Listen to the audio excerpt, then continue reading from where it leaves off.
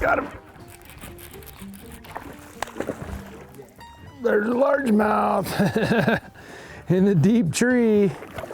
And we were wondering about that. If you guys look at that size of that tree, we'll get him in the boat. Look how thick that fish is. Come on in here, buddy, all in one shot. That is a thick largemouth right there, boys. That fish, they've got some shoulders on him. Holy crap, look at the shoulders on that thing. That is not a very long fish, but it's got some shoulders. And you wonder, Brandon White, thank you, Brandon White. Brandon White's the state assistant hatchery chief, I should say, and he's the guy that told me how many of these they were putting in here. And if you look at that, dude, that is a chunky largemouth right there. All right, guys, got a quick still. One more look at the belly on that thing. Look at that, dude. I mean, that's a serious chunky largemouth right here. Watch this. He'll be no worse for the wear. Guys, Elkhead, you know, we keep harping on the fact, you know, oh, the smallmouth and the removals of smallmouth and whatever, but really what we need to be harping on is the largemouth that are coming back into these places that are being put in here to replace them. Because, and the big deal is the largemouth, even if they got out of this reservoir and into the river, won't populate in the river, whereas smallmouth will populate in the Colorado River.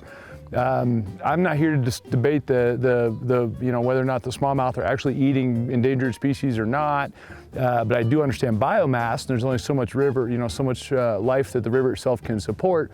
But at the end of the day, that's neither here nor there. I'm not going to fight the federal government. What I'm going to do is take advantage of the largemouth that they're putting in here, and I love the idea that they're okay to have it here because they won't populate the river. So, once again, dude, the black and blue jig.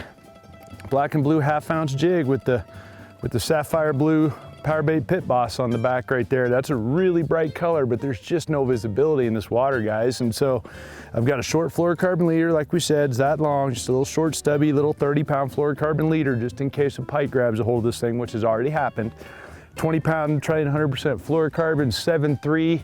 Heavy power, fast action veracity, and the 8-to-1 Revo ALF reel. It's one of my favorite all-around combos for bass fishing in general.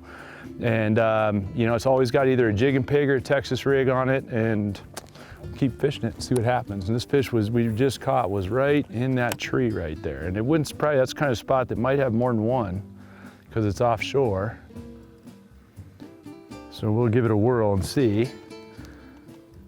Or we might come back and visit it again in an hour. But it took me 5 pitches into that tree to get the first bite, and it's a big tree. You know, there's a lot of cover down there. It's in 9 feet of water, so it's got a long ways to the bottom right there. The fish could be suspended up in the tree, they could be at the base of the tree, they could be on the main trunk or any one of the limbs. There's just no telling. So it's the kind of thing you got to make a few bites or a few casts around it and see what happens. But there's not a lot of trees like this in the lake. So, you know, camera guy and I are debating, well, do we go all the way over there and fish that tree, or do we stick to the bank that's working? Well, let's go pitch it a time or two. It's offshore cover, and you see why. That was a thick largemouth. That's about as classic as they get.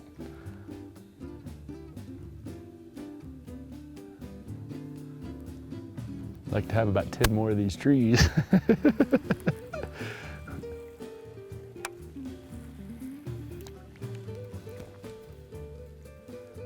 Our whole goal on this trip over here, since I hadn't been here in so long, was to show you guys a largemouth or two.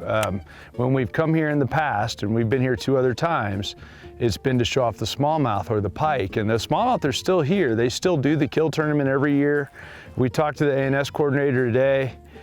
She said the same thing I've heard before. Almost all the smallies they take out of here are like 6 to 10 inches long. Well, that's kind of like culling baby pike. That has the effect that has on your fishery is to produce larger than average smallmouth or pike, and this place definitely shows that.